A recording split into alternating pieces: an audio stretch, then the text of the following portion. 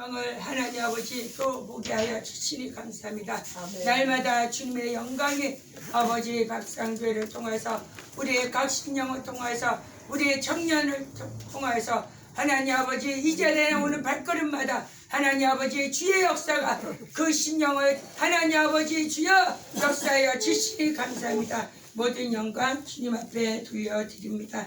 아멘. 오늘은 야고보서입니다. 야고보서는요 예수님의 육신의 친동생인데요.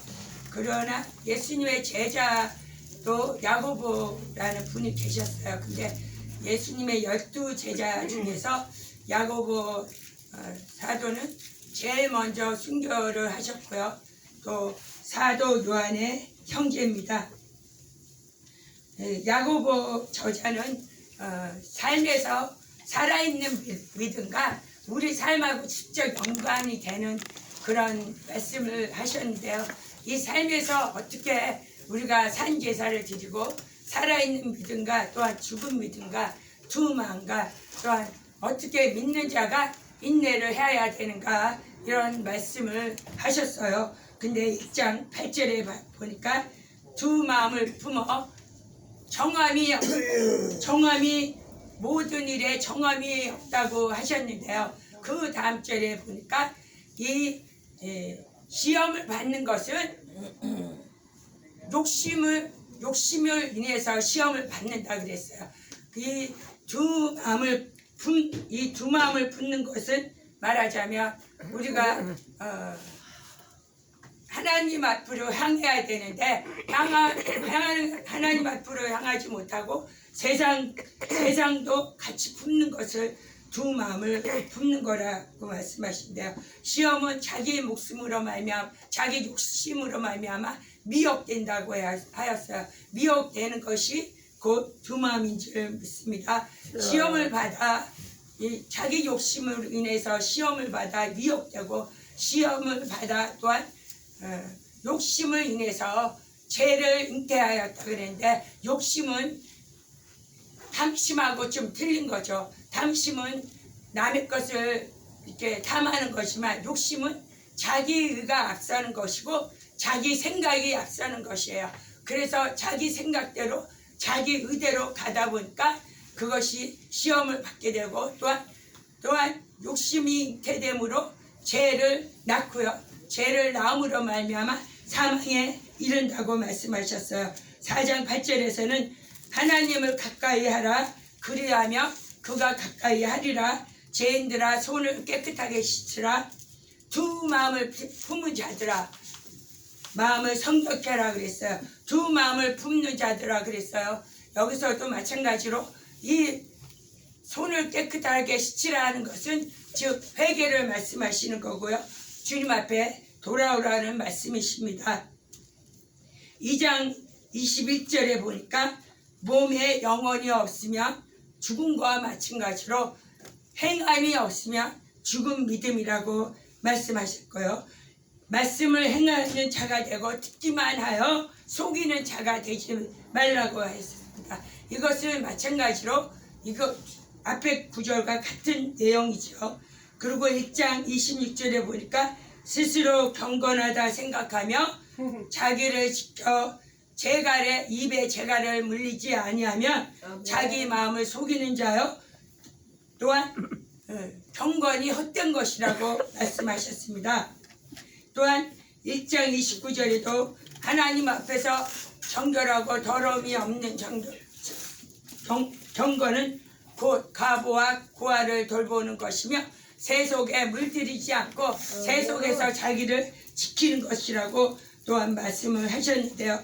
디모데 후서 3장 5절에 보면 경건의 모양은 있으나 경건의 능력이 없다고 말씀을 하십니다. 경건의 모양은 그 율법이며 구약이며 행함입니다. 그리고 경건의 능력은 거듭남이고 또한 하나님의 의와 정의와 긍휼과 믿음인데요. 이 구약에서는 경건의 모양은 있었어요. 그래서 율법을 철저하게 지켰고요. 경건의 이 모양은 겉모양이 하나님으로 만나는 그 율법이고 이 육체로 하나님을 만나는 거기 때문에 이 구약 사람들은 이 율법을 목숨처럼 지켰습니다. 그렇지만 말라기 때 와서는요, 이 경건의 모양, 율법도 제대로 지키지 못하여서 이 말라기 선지자가 이 유대 백성에게 말하기를 너희는 하나님 것을 훔쳤다. 그것은 제물을 드리는데 구약에서는 제물을 드릴 때 흠도 점도 없는 거룩한 것을 제물을 드려야 되는데 이 저는 거, 병든 거 이런 것으로 제물을 드렸어요. 그래서 이 구약에서는 그 2000년 동안 율법을 목숨같이 그렇게 목숨같이 지킨 그 율법 경건의 모양도 이 나중에는 약해지고 희미해지고 경건의 모양도 제대로 지키지 못하였습니다. 마태복음 23장에서 보면 그러니까 예수님께서 바리새인들과 또한 서기관을 이렇게 회칠한 무덤이라고 요거 야단을 치시면서 이렇게 이것도 행하고 저것도 행하라고 말씀하셨어요. 근데 이것은 뭐냐? 이것은 하나님의 크신 은혜, 정의와 긍휼과 또한 믿음입니다. 이것도 행하고 저것도 지켜라, 버리지 말라 그랬는데요. 그러니까 이 유대인들은 이 율법과 11조 또한 이 모든 것을 율법을 철저하게 지켰어요. 근데 정작 지켜야 돼 그 하나님의 의와 긍휼과 믿음은 지키지 아니었다고 말씀하십니다. 2장 21절에 보니까 행함이 없는 믿음은 죽은 믿음이라고 말씀하셨잖아요. 근데 이것은 곧 자기가 믿음이 있다고 착각하는 거예요. 자기는 하나님의 은혜와 하나님의 사랑과 하나님의 믿음을 모르면서 알지 못하면서 또한 행함도 없대. 이 야고보 선생님이 이거를 말씀하시는 거예요. 자기는 믿음이 있다. 근데 하나님의 은혜와 긍휼과 믿음이 없는데 하나님의 정의는 뭡니까? 하나님의 십자가의 죽으심이고요. 하나님의 긍휼이 뭡니까? 하나님의 사랑. 예수님이 오신 게 하나님의 사랑입니다.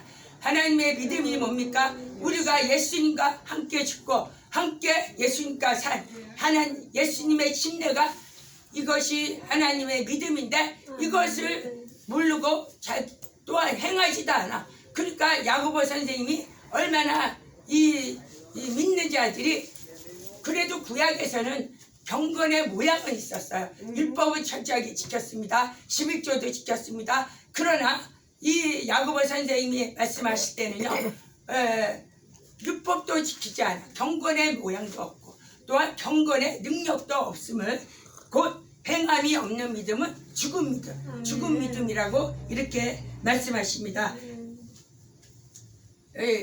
경건의 구약에서는 경건의 모양은 있었고 이 야고보 선생님이 말씀하실 때는 경건의 모양도 없고 행함, 이 믿음도 없고 그런데 우리는 경건의 모양도 있어야 되겠고 또한 경건의 능력도 있어야 되는 줄 믿습니다. 예수님께서 마태복음 23장에 말씀하시기를 이것도 지키고 저것도 버리지 말아야 된다고 분명히 예수님께서 말씀하십니다. 율법도 지켜야 된다고 말씀하셨습니다.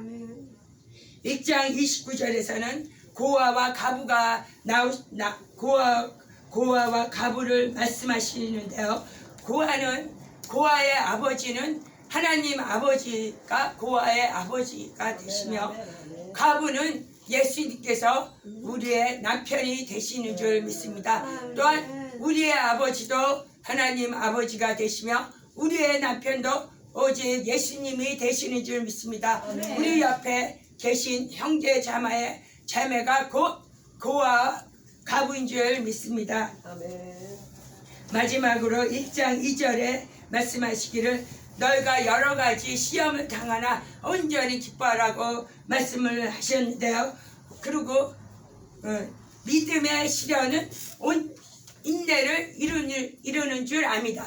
인내를 온전히 이루라고 말씀하셨는데 우리가 어떻게 믿음의 시련이 있을 때 온전한 인내를 이룰 수가 있겠습니까? 그것은 바로 앞절에서 말씀하시기를 온전히 기뻐하라고 말씀하십니다. 우리가 성령으로 예수님께서 기뻐하신 것처럼 우리는 예수님처럼 삶을 살아야 되는 것이 예수님의 제자인 줄 믿습니다.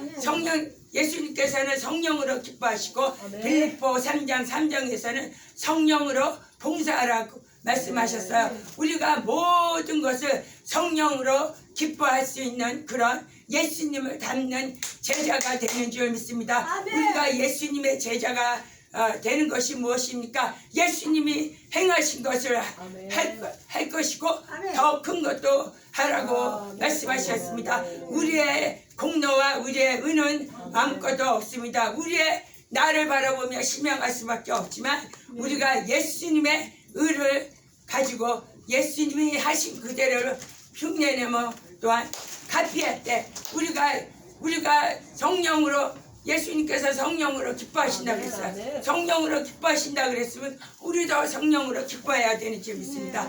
또한 기쁨으로 이것을 이 시련을 이기라고 하셨기 때문에 우리가 시련을 이기려고 그러면 너무도 힘들잖아요. 그렇지만 기뻐는 할 수가 있지 않습니까? 가짜라도. 그래서 우리가 기뻐할 때 시험은 이기는 줄 믿습니다. 할렐루야. 하나님께 영광 돌립니다.